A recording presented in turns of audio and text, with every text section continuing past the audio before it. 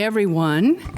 My name is Susan Sandberg. I am the chair of the Community Development Block Grant Committee for Social Services Funding. And it is my pleasure to welcome you all here to the public hearing.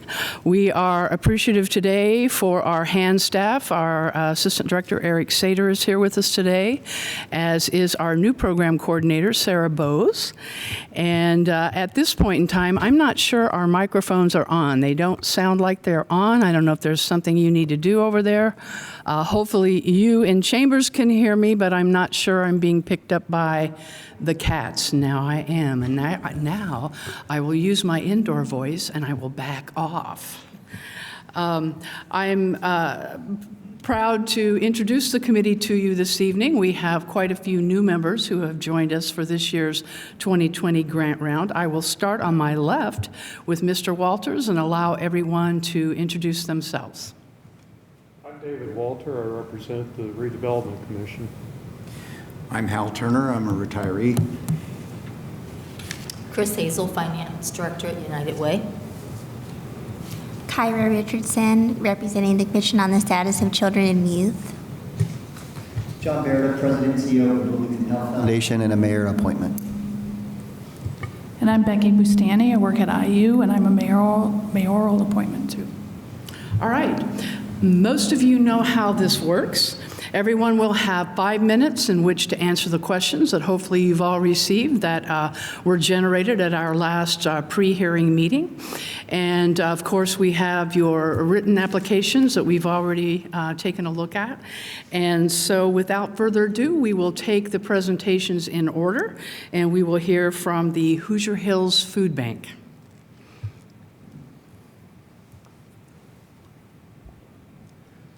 Good evening. Is my mic working? Yes, we can hear great. you. I'll back off too then.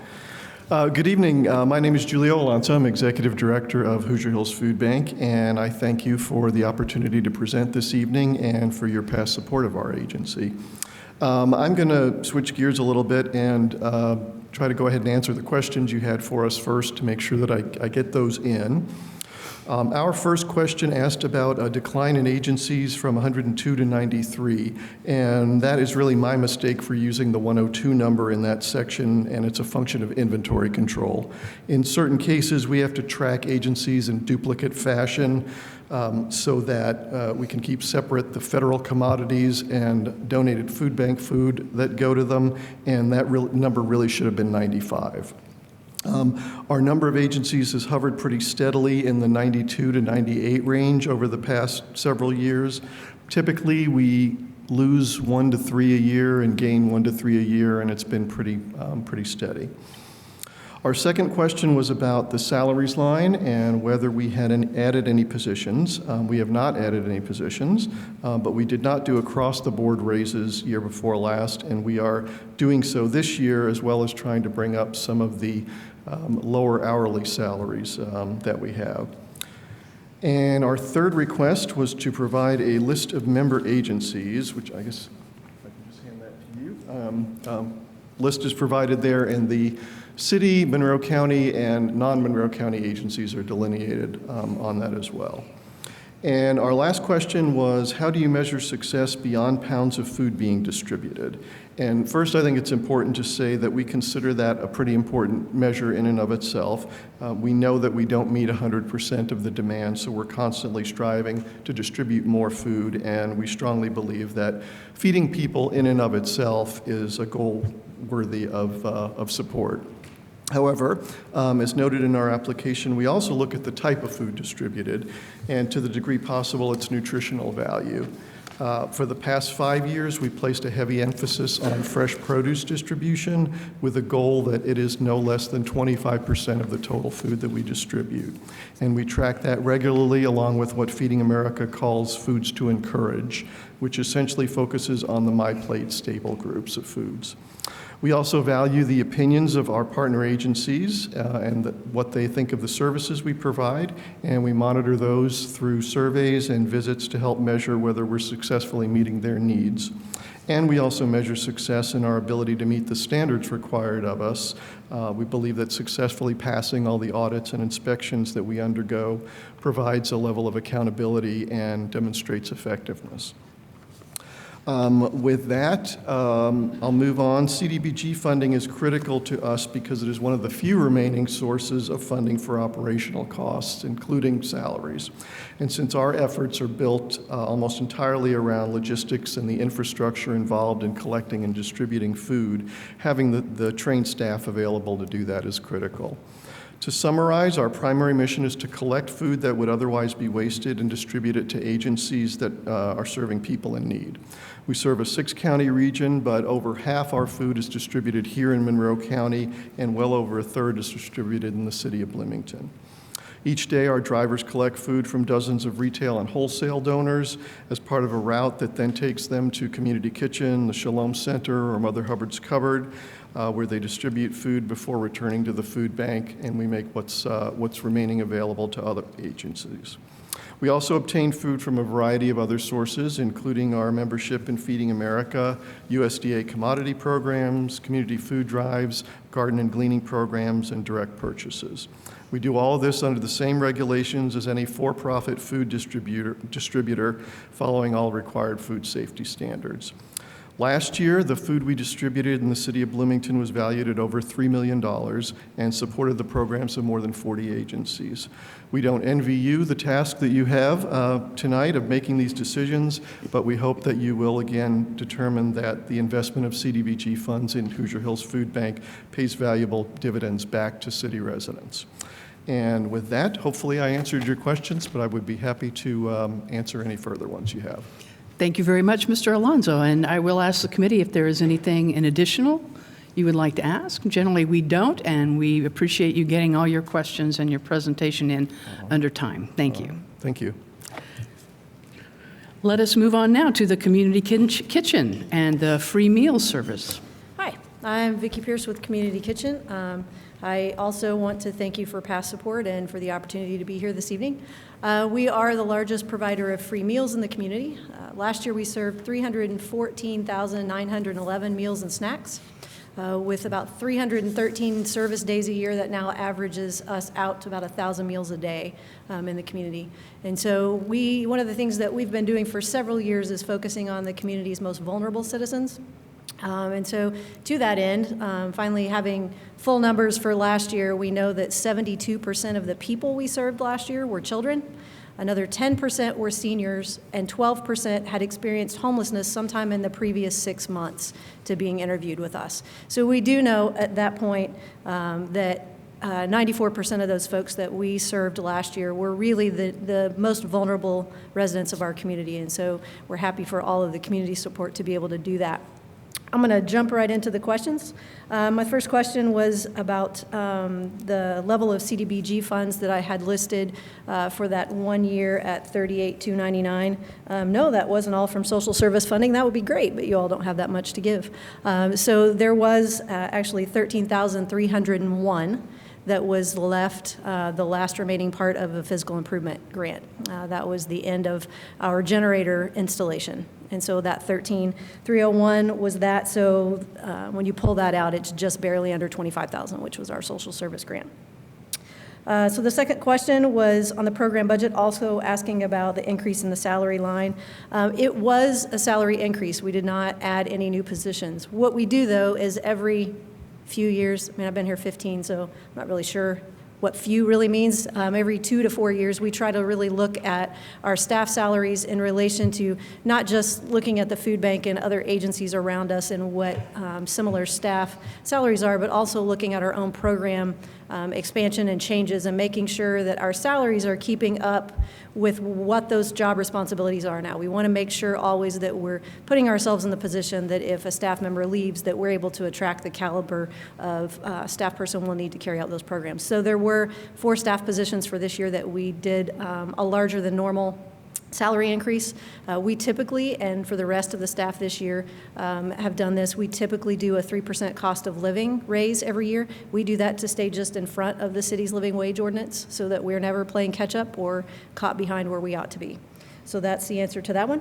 And then the other question is about our partnerships. And so I listed many partnerships in our food service, some that sort of interestingly enough, one of the biggest ones was not in that list, our partnership with the Hoosier Hills Food Bank. Sorry about that. But we partner with a lot of organizations, not just in the distribution, but obviously in volunteer efforts and food acquisition. We partner with we have a partnership with Stonebelt, obviously was in the application where they deliver food for us, but they also run a food route for us. And so it's one of their programs called Hand in Hand, where they take their customers out to collect food in neighborhoods and then deliver it to us. So we've got that. We have folks from Life Designs and Transitional Services who come and portion food with us. Again, it gives them social interaction and work skill sort of development, and it provides a service for us. We partner with a lot of congregations and businesses to provide volunteer support and to sort of give them some sort of team building experience as well. So if you had specific questions about those, when I really get on the partnership role, it takes a while to list all of those folks, but there are a lot of those. We definitely don't do what we do in a bubble. So other questions? Thank you very much, Ms. Pearce. Anything else? Seeing none, we appreciate you. Thank you. Thank you.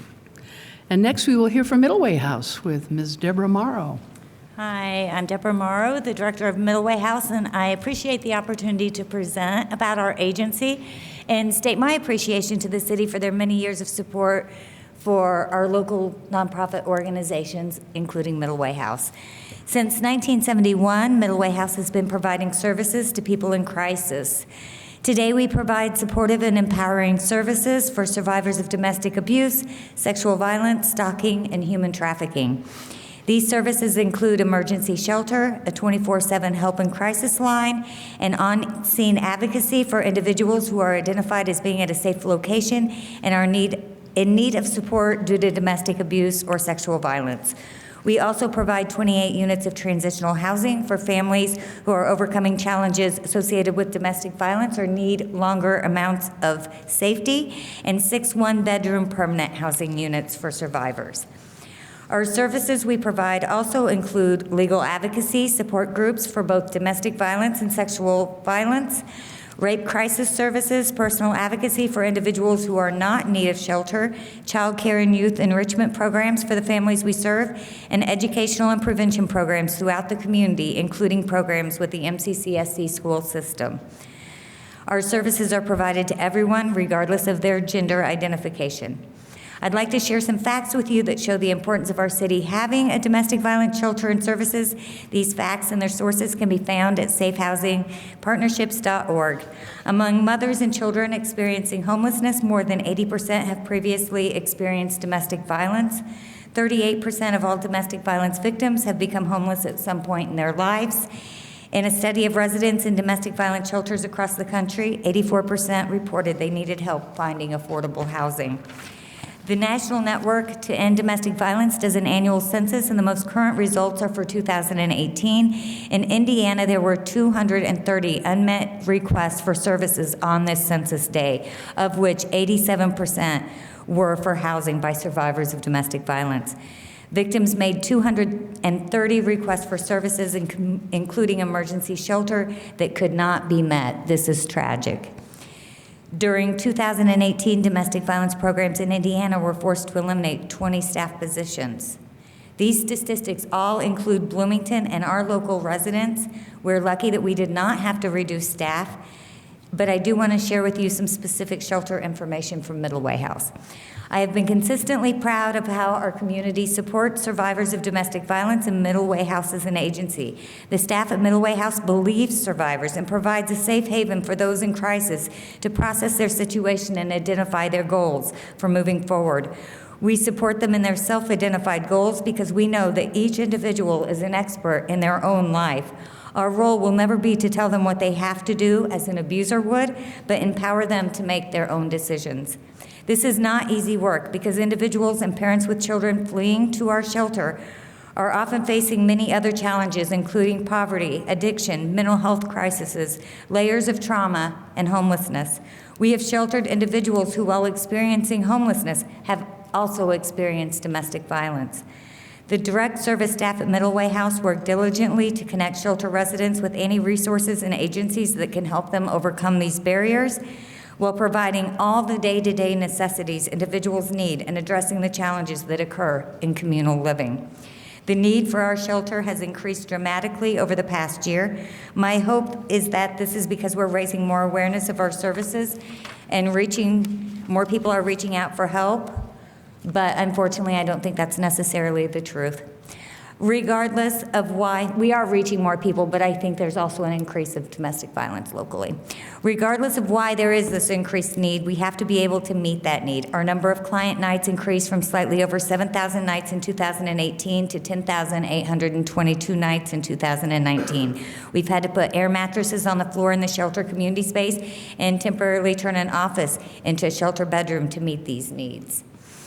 To answer your questions, please provide information on how our program needs is addressed in the city's consolidated plan. We work to help I'd say under Goal 1, decent housing. We work to help individuals we serve find safe, affordable housing, as well as offering transitional housing and permanent housing units. We are members of the South Central Housing Network, and we enter our shelter residents into the local coordinated entry system for housing, and a staff member participates in the biweekly meetings as they work to place individuals experiencing homelessness into housing. We also work directly with our clients to help remove barriers that prevent them from obtaining affordable housing, such as personally advocating for them during Section 8 appeals. And Ms. Morrow, you are at your time, and I know you had a lot to pack in there. I have in your our 5 answers. minutes. I'm sorry. Do I get to finish my answers? What I will do is I will ask the committee if you have questions that were Forgive not me. answered that you might want to ask now, or if we have sufficient information. I think we're good. Thank you very Thank you. much. Next up, New Leaf, New Life, Transition Program for the Criminal Justice System. Hi, my name's Ariel Hacker. I'm representing New Leaf, New Life. I just want to say thank you for the opportunity to let me present in front of you guys today on behalf of the agency. And also I wanted to make a note that we're the only agency in the city of Bloomington that provides reentry support, resources, and referrals to folks impacted by the criminal legal system, both during incarceration and post-release. I wanted to make note of that in case I didn't have time to talk after answering your questions. So the first question was, what is the in-kind value of our office space located next to Perry Township? That is $27,302.40. The second question, if one position does not qualify for funding, how will it affect your program? The grant administrator position has historically been a volunteer board member. If this position does not qualify for CDBG funding, we will equip another board member to fill this role. Additionally, for the caseworker position, we have 3 paid staff members, myself, the office manager, and volunteer coordinator. Currently, we separate some of our time to provide case management as needed at our transition support center. So if this does not qualify for CDBG funding, we will continue to reserve some of those hours for each staff member to provide case management for clients as needed. The third question, the difference in salary info on page 10 and in the program budget on page 10. I may have been confused by this question, but if I understand it correctly, you're asking me to explain the last 2 columns on page 10. The information in the 4th column is the total yearly salary for each staff member. The last column is the portion of that salary chargeable to CDBG. If I misunderstood that question, I'd be happy to clarify after this presentation. The 4th question, how will you capture and measure the value of your program and its success? In order to capture and measure the value of our program's success, we will distribute pre- and post surveys to our clients.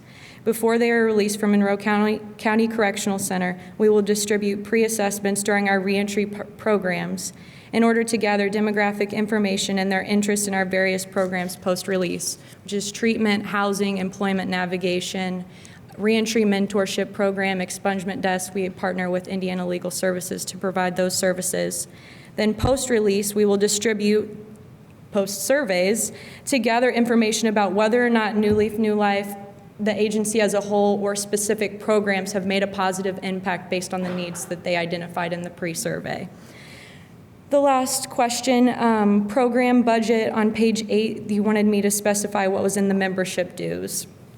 So looking back at our last 3 years of profit and loss sheets, I included professional fees, accounting fees, legal fees, bank fees, payroll expenses, and bookkeeping services in the membership dues column. This is my first time doing this, so if that's incorrect, I'll put it in a different column if needed. I did want to highlight that we used to have an executive director, Wayne Martin, and he passed away. The representatives from the Wayne Martin Foundation have already offered to match funding up to $20,000 for an executive director. So this grant administrator funding would be matched so that they would act as our executive director. I think that's all I have. Thank you. Do you mind restating your name? I did not catch. Ariel Hacker. Thank you. Any other questions from the committee? Yeah, going back to number one, Okay.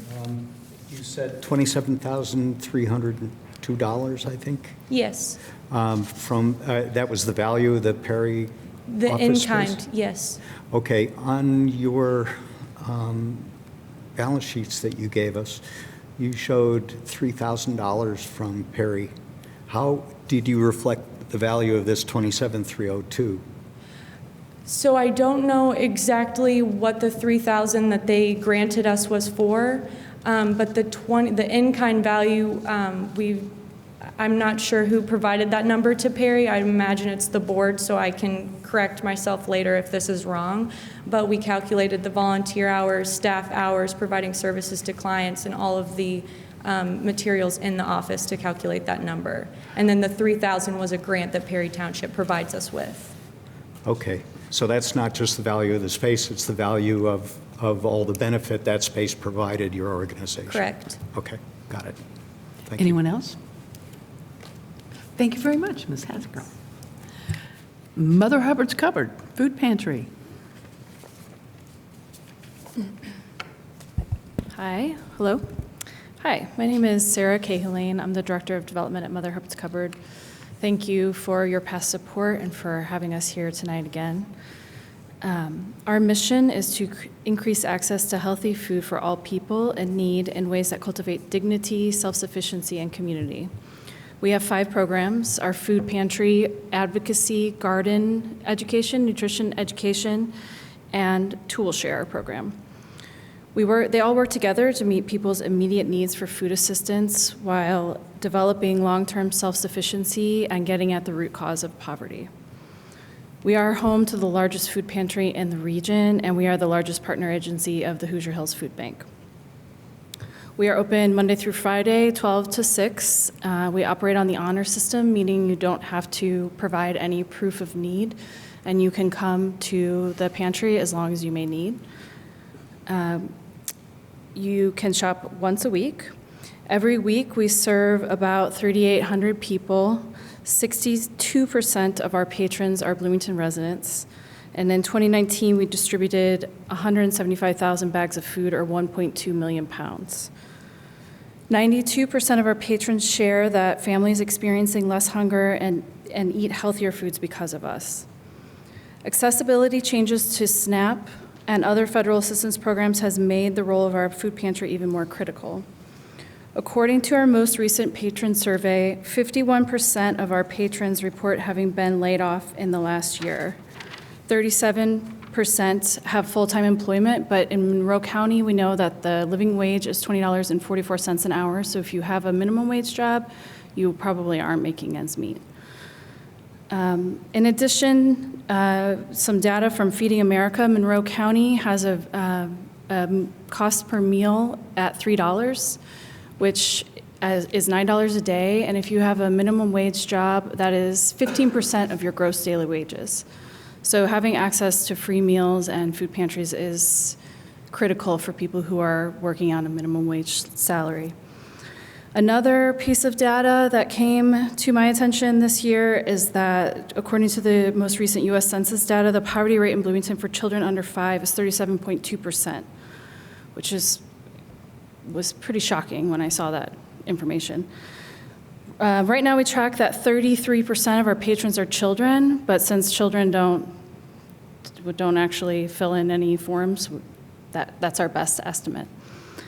We can't change these economic challenges, but we can provide relief from having to make the painful decision of buying food or paying bills. I have one question, so I'm going to get to that. The question was, please provide clarification on why your benchmarks for your agency have decreased from those shown in 2018 and those proposed for 2020. So I asked for clarification from the hand office, and this was specifically regarding question 4, letters C and D. The data that we use comes from our annual survey, which is done anonymously, meaning we don't track individuals and their ongoing involvement in our pantry or programs. Because of the way we conduct the survey, it is not easy for us to compare services from year to year. It's administered in the pantry while people shop. It is possible that the same patron may fill out the survey 2 years in a row. In that case, had they begun growing a garden at home the previous year, they would answer the question about starting a garden at home this year as no. This does not mean our garden program has been less successful. It just means we captured an individual at a different place in their gardening experience. To simplify, we approach each survey year as though it's a new group of people, and we set our benchmarks at the level of quality we want to achieve. That Thank makes you sense. very much for that. Any additional questions from the committee? Okay. That's it. Thank you. Thank you. Boys and Girls Club, Crestmont-Ferguson Boys and Girls Club. Good evening, Jeff Baldwin, Executive Director, and like many, thank you for your past support. It's been beyond vital to our ability to grow and expand to the point to where we are today, so thank you. I'm going to use the answers to the questions to really elaborate on the club and its importance in our community. The first question was, can you provide information on how the services at your Crestmont Club differ from your Lincoln Street Club? First of all, I think it's important to say that there is a standard core for $5 a year. It's $20 at the Lincoln Street Club and $20 at our Ellettsville Club. $5 a year membership fee at the Crestmont Club. They're provided transportation from the school to the club itself, offered a whole plethora of programming options, a snack, and a safe environment. We do also offer, and this is not offered at the other clubs, return van service to kids who are maybe 4 or 5 blocks away or live within small communities that are within our client area.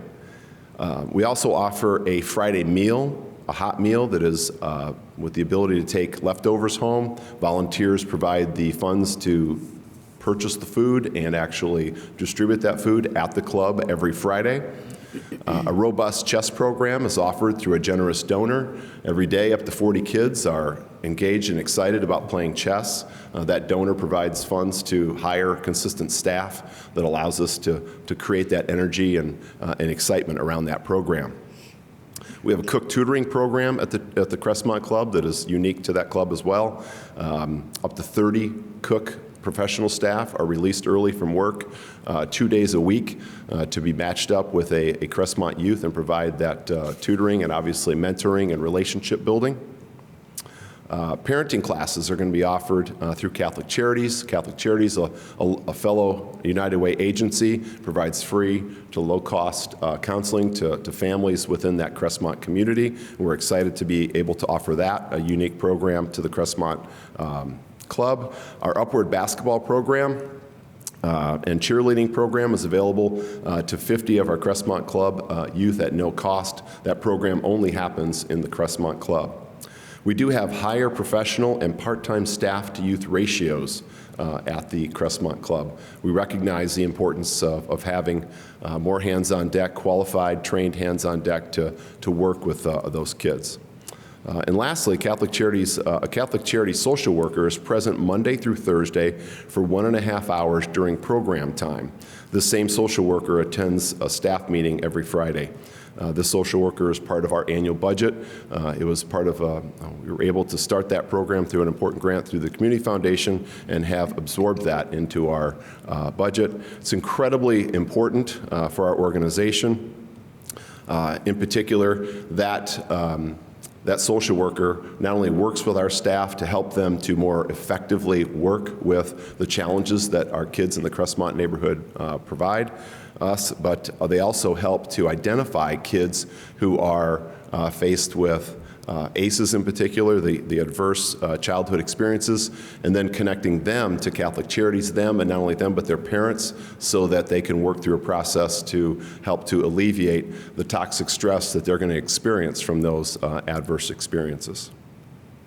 How is your benchmark? This is question 2. How is your benchmark calculation, which include both club membership and community outreach events, averaged per client costs versus national club benchmarks? The national organization really doesn't have any national benchmarks. Clubs come from a variety of places. You're going to have large metro clubs, you're going to have suburban clubs, you're going to have rural clubs, you're going to have unique clubs like our own in a college town. We are often asked by our national organization, how do we do what we do on our budget? Because they see that part of it, how many kids we're serving for the dollar point that we are. We leverage the university, not only the university, but this giving community with all the volunteerism that we benefit from. It's not ideal, but it sure allows us to grow and to meet as many needs as we possibly can. We value that volunteer contribution to our budget to right around $250,000 on an annual basis, just from the people who are coming and helping in that volunteer capacity. That's it. Thank you, Mr. Baldwin. Any additional questions? We have none. Thank you. Thank you. And last on our agenda this evening, we'll hear from Monroe County United Ministries Affordable Child Care. Hi, I'm Katie Broadfoot. I'm the Executive Director of Monroe County United Ministries. Thank you so much for having me here tonight and for your previous support through CDBG funding for our programs. MACM serves Monroe County's low-income population through 2 programs, the Compass Early Learning Center and the Self-Sufficiency Center. We're seeking CDBG social services funding for our lead teacher salaries at Compass Early Learning Center North. There are 25% more children than spots in licensed child care centers in Monroe County. Families with young children choose between spending a significant portion of their outcome on high-quality child care, finding a less expensive but potentially lower quality option, or leaving the workforce to care for their children. Lower-income families are often forced to sacrifice their other needs and opportunities in order to make things work. Compass provides an important safety net for local families, offering around 100 spots for 1 to 5-year-olds. 85% of our kids are from low-income families, and they're most susceptible to the lifelong achievement gap that begins as early as age 5 and negatively influences one's self-sufficiency as an adult. Compass emphasizes age-appropriate development with a focus on kindergarten readiness, ensuring children leave our center ready for their first day of kindergarten. The success of this program depends heavily on the success of our teachers. We require a staff to be qualified for and committed to working with the population that we serve. So all of our lead teachers have or are pursuing an education in early childhood education and receive 30 hours of paid professional development training every year.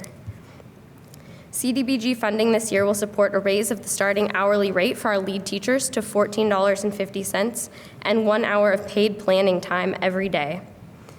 So the committee had a couple of questions, which I'm happy to answer now. The first question asked was to update you all on the status of the agency following our year of adjustment that I referenced in the application. So all within about an 18-month time frame, we expanded our Compass program to a second location. Our executive director at the time left to pursue a different career opportunity. We had 2 director-level staff members retire, and for the 18-month interim, I acted as the executive director and the development director, with the exception of my 3-month maternity leave where we had an interim executive director. Any one of those would have been an adjustment for an agency, so all of them at one time was certainly a lot. No one is happier than I am to report that we have filled the executive director role. We've hired 2 full-time development staff, and both campus director positions have been filled as well. Additionally, both sites successfully passed their licensing and their paths to quality assessments last fall, which demonstrates that we've been able to uphold safety and quality in our programs. The second question was that the committee asked me to clarify some client data in question 5, part 2, C through E.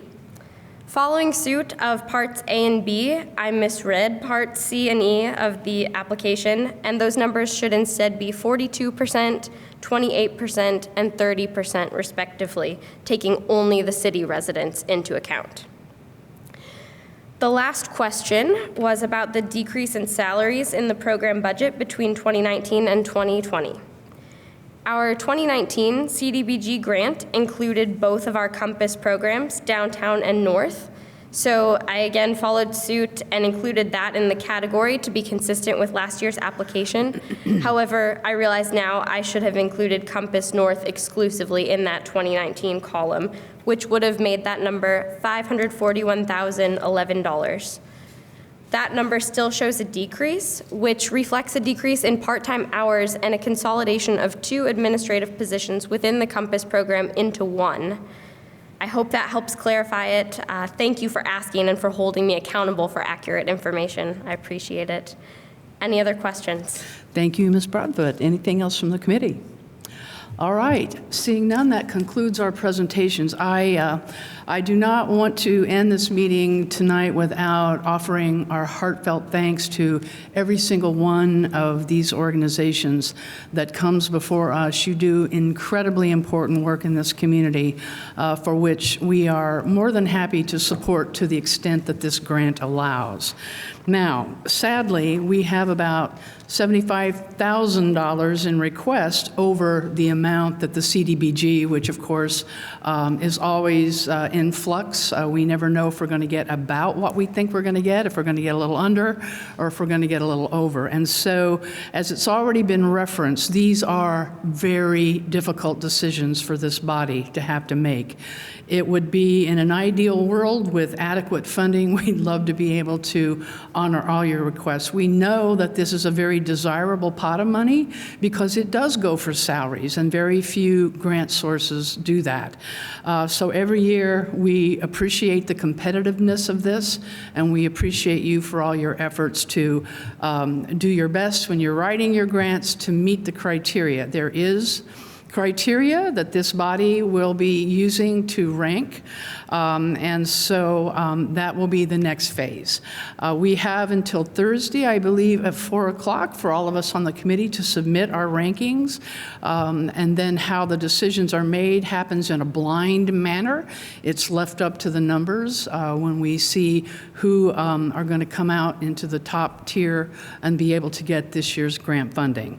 But that said, I do not want to let you all go home without knowing how much we appreciate you and how critically important your work is. We hope that those of you who will not have the opportunity to receive the funding, or at least the full amount of the funding this year, will have other opportunities to get your needs met, because it is so important to those you serve.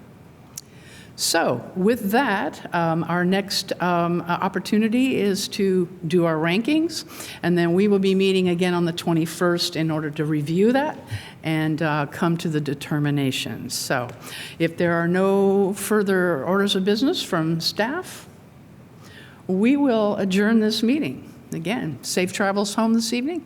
Thank you.